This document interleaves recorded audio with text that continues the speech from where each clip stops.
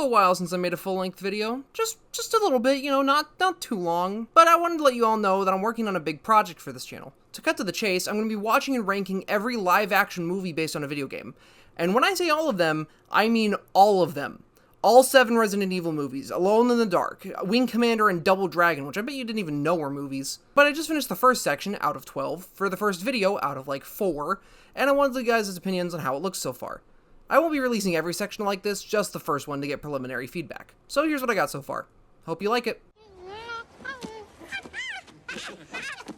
Monkey!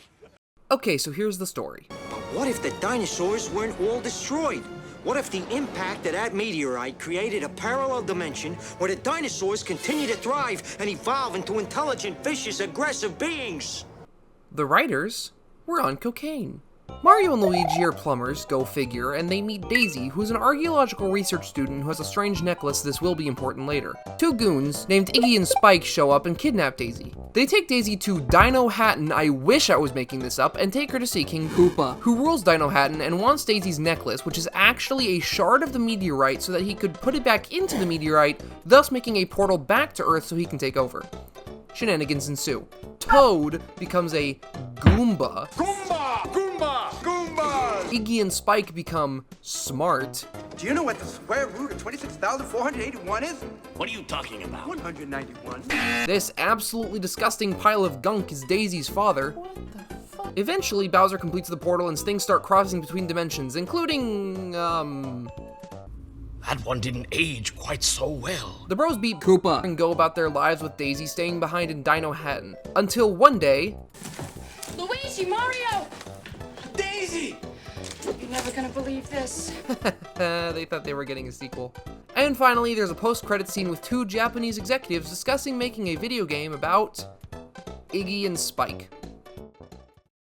So I have some notes. Before ranking this movie, let's talk about some things the movie did right. First off, the cast is by no means B-list. Bob Hoskins was a well-established actor in the early 70s, starring in films such as Who Framed Roger Rabbit and later Hook. Dennis Hopper was too, having appeared in such films as Apocalypse Now, and went on to star in Speed the year following Super Mario Bros. Sadly, both Hopper and Hoskins passed away in the early 2010s. John Leguizamo is still alive, however, and has even starred in more recent films such as John Wick Chapters 1 and 2 and Violent Night, and voiced Bruno in Disney's Encanto. I'm Jorge, I made the sparkle. This is Luigi Mario. Samantha Mathis has also appeared in films since playing Daisy. Heck, even Lance Henriksen from Aliens and Close Encounters of the Third Kind cameos as Daisy's father. He's actually credited as King Bowser, which I'm sure will have drastic consequences to the extended Mario lore. The set design is also immaculate. Say what you want about how ugly it is, and everyone working there hated it, and it was a nightmare to build, and etc, etc. It's actually a really elaborate and complex set that doesn't get enough appreciation. I mean, at least I liked it. From what I've read, it seems that Bob Hoskins and Dennis Hopper would vehemently disagree.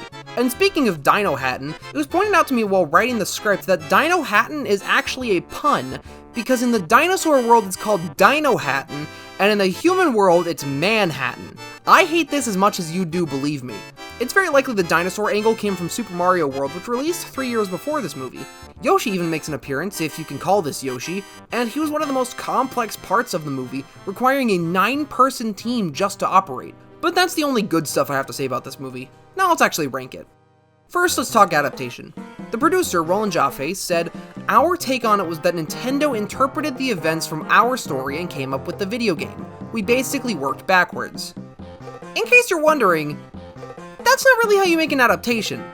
You don't disregard the original work on the basis that you're telling the right story. That makes 0 sense. To their credit, they do have elements from the games like Bob-ombs, Goombas, if you can call these Goombas, and Yoshi, I guess, but even still, it's just so wrong. I give it a 1 in adaptation. Next is story.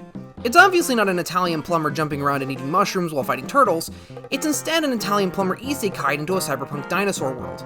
It's an interesting if a little stupid concept, just not good for a movie about Super Mario. Like, come on, the meteor that killed the dinosaurs caused a dimensional split in reality. Story gets like a 1 as well. Finally, is it fun? No. I'm a fan of bad movies, and even I could barely muster enough willpower to sit through this whole thing. It's just very weird and doesn't make a lot of sense. Because of that, I'm giving this movie a 1 in entertainment, making the final score a 3 out of 15. Not a great start, but it's about to get a whole lot worse. Let's move on to Double Dragon. So yeah, that's the first part of the video. Truth be told, I'm also uploading this to see if it gets copyright claimed, but I also wanted your opinion. Do you like the editing? Could I improve on the story rehash? Would you prefer more discussion about the movies or less? Etc. Let me know what you think. If I had to guess, I'd say the full video will probably come out sometime in September, but what with moving back to college, it may get delayed by a little bit. No promises. But that's all I have to say, really. Thanks for watching, subscribe for the full video, check out my Iota shorts, and tune in August 12th for a very belated anniversary video. See you then.